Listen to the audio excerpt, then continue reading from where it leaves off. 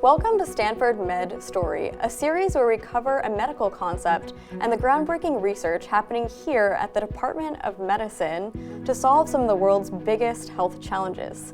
Today, we'll be talking about CAR T cell therapy. I'm your host, Rebecca Handler, and we'll be hearing from Dr. Matthew Frank, who is a pioneer in this treatment.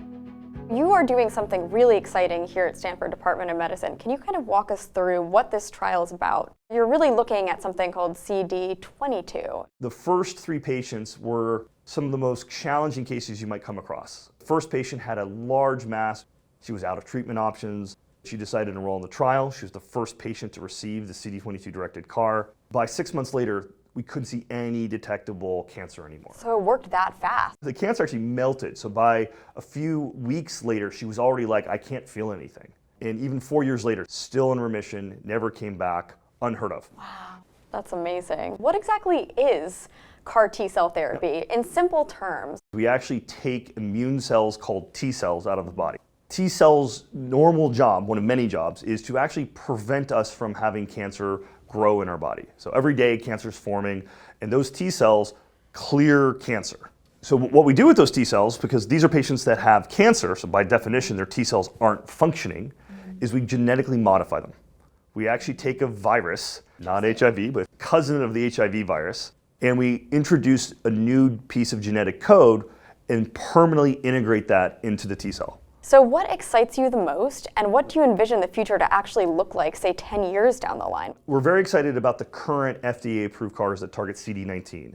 But we know that if you don't become cured with that or don't have a durable remission, your life expectancy is only about 5.5, 6 months.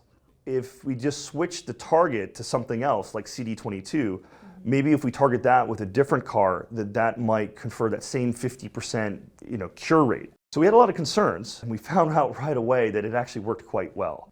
What I envisioned this therapy to be able to provide is another good option for doctors around the world to use to try to help cure or at least care for patients with high-risk lymphoma. We want people to not have to deal with this lymphoma anymore. And we want to do it in a relatively safe way. By taking on this phase 1 experience, learning all the hard lessons, finding the optimal dose, we now have a therapy that looks promising to be both effective and safe. And this phase 2 is critical. I don't want to be using a CD22 CAR in 10 years. I want the next thing, because we want things that are better and faster, and I want to have to treat patients once. Right. So we're taking those higher risk folks and now adding a CAR therapy. Okay.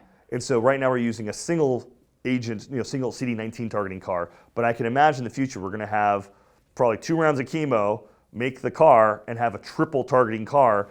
And that, in theory, could cure, we hope, maybe 80-90% of folks with 1 round of treatment. There's even a crazy technology that's probably 10 years away where we can do all of that. We can make these CARs inside the patient. The ultimate goal is to be able to have folks closer to home, give a little bit of chemo to stabilize them, make the CAR inside their body, make it safe enough that they can do that, and then they're cured.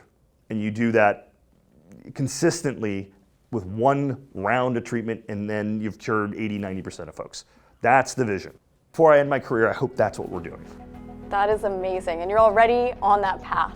Well, thank you so much for joining us today and explaining more about the amazing work that you're doing here with your entire team at Stanford Department of Medicine.